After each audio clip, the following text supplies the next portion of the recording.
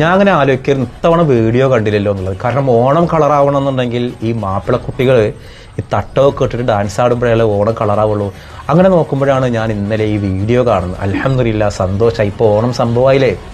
ഈ ഒരു വീഡിയോയെ വളരെയധികം പ്രൊമോട്ട് ചെയ്യുന്ന ഒരുപാട് പേരെ കാണാം. ഞാൻ സോഷ്യൽ മീഡിയയിൽ ഇങ്ങനെ കണ്ടിട്ട് ഒരു പറഞ്ഞാൽ കണ്ടില്ലേ, മുസ്ലിം പെൺകുട്ടികൾ എന്തൊക്കെ വിലക്കുകളുണ്ടെങ്കിലും അതിനൊക്കെ ലംഘിച്ചുകൊണ്ട് പുരോഗമനത്തിൻ്റെ പാതയായിട്ട് ഡാൻസ് ആടുന്നത് കണ്ടില്ലേ. ഇതാണ് ഇസ്ലാം. ഇസ്ലാമിനെ കുറിച്ച് നിങ്ങൾക്ക് അറിയാഞ്ഞിട്ടാണ്. അല്ലെങ്കിൽ ഈ ഒരു പെൺകുട്ടികൾ ചെയ്യുന്ന ഈ ഒരു മോശത്തരത്തിനെ തുറന്നു കാണിച്ചാൽ പിന്നെ ഓരോ 6-ാം നൂറ്റാണ്ടായി എന്താ പറയുക, ഒന്നിനും ആളുകളെ സ്വർഗത്തേക്ക് ടിക്കറ്റ് കൊടുക്കുന്ന ആളായി. ഇത് സ്ത്രീകളെ വെറും കച്ചവടവൽക്കരിക്കുന്ന ഒരു മനോഭാവത്തിൻ്റെ ഭാഗമാണ് ഈ ഡാൻസിങ് ഒക്കെ. ഈ പെൺകുട്ടികളെ കൊണ്ട് ഡാൻസ് ആടുന്ന അല്ലെങ്കിൽ ഡാൻസ് ആടിപ്പിക്കുന്ന ഒരു രീതി, ഇതൊരു കച്ചവട രീതിയാണ്. ഇത് തിരിച്ചറിഞ്ഞിട്ട് പറഞ്ഞു കഴിഞ്ഞാൽ പിന്നെ ഓന് മോശക്കാരനായി. എന്നാണോ ഈ കൗമിന് ഇതൊന്നും ബോധം വരിക? പ്രത്യേകിച്ചിട്ട് ഏത് മതവിഭാഗം ആയിക്കോട്ടെ, സ്ത്രീകളെ കച്ചവടവൽക്കരിക്കുന്ന ഒരു കച്ചവട മനോഭാവം അവർ ഡാൻസ് ആടിക്കഴിഞ്ഞാലാണ്. ഇതൊന്നും ഓണത്തിൻ്റെ ഒരു ഭാഗമല്ല. പക്ഷേ നമ്മുടെ കോളേജുകളിലും സ്കൂളുകളിലും ഓണാഘോഷം എന്ന് പറഞ്ഞ് നടക്കുന്നതിൻ്റെ ഒരു രീതിയാണെന്ത്. ഇതിങ്ങനെ ആടിയാൽ മാത്രം പോരാ, അത് മാപ്പിള കുട്ടികൾ, തട്ടവിട്ട കുട്ടികൾ ഡാൻസ് ആടിയാൽ മാത്രമേ എന്ത് ചെയ്യുള്ളൂ, അതിനൊരു ഗുമ്മുള്ളൂ.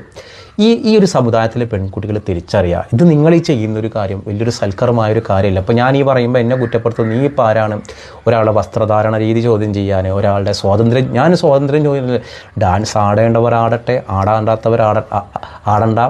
ഞാൻ പറയുന്നൊരു കാര്യം, ഇങ്ങനത്തെ ഒരു മനോഭാവത്തെക്കുറിച്ചാണ് ഞാൻ പറയണത്. ഈ മനോഭാവം എന്നുള്ളത് ഒരു കച്ചവടവൽക്കരണ തന്ത്രമാണ്. സ്ത്രീകളെ വിപണനവൽക്കരിക്കുക. ഇത് തുറന്നു പറയാൻ എനിക്കൊരാളെയും ഭയക്കേണ്ട ആവശ്യമില്ല.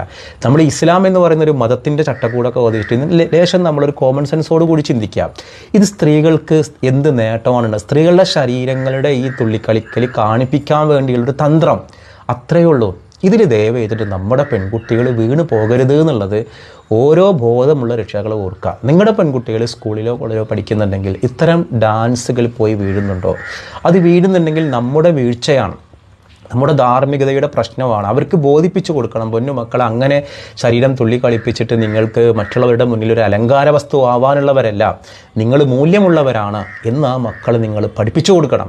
അത് പഠിപ്പിച്ചു കൊടുക്കേണ്ട ഉത്തരവാദിത്തം ആർക്കുണ്ട്? രക്ഷിതാക്കൾക്കുണ്ട്. ഞാനിത് പറയുമ്പോൾ എന്നോട് വിയോജിപ്പുള്ളവരുണ്ടായിക്കോട്ടെ, ഞാൻ ആർക്കും ഇവർ നരകത്തിലാണെന്നോ ഇവർ സ്വർഗത്തിലാണെന്നും പറയാൻ, എനിക്ക് സ്വർഗത്തിൻ്റെയോ നരകത്തിൻ്റെയോ നടത്തിപ്പ് അവകാശങ്ങളൊന്നുമില്ല. ഞാൻ അതിനെക്കുറിച്ചൊന്നുമല്ല പറയണത്.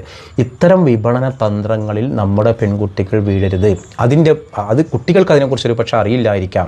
പക്ഷേ രക്ഷിതാക്കൾ എന്ത് ചെയ്യുക, അവനവൻ്റെ മക്കൾ സ്കൂളിലും കോളേജുകളും ഇങ്ങനെ തുള്ളിക്കളിക്കുന്ന ഒരു പാറ്റകളായിട്ട് മാറാതിരിക്കാൻ നമ്മളെക്കൊണ്ട് എന്താ ചെയ്യാൻ കഴിയുക? ആ ഒരു ഗൗരവമുള്ള നിയന്ത്രണം ഇതിലുണ്ടാവേണ്ടതുണ്ട്.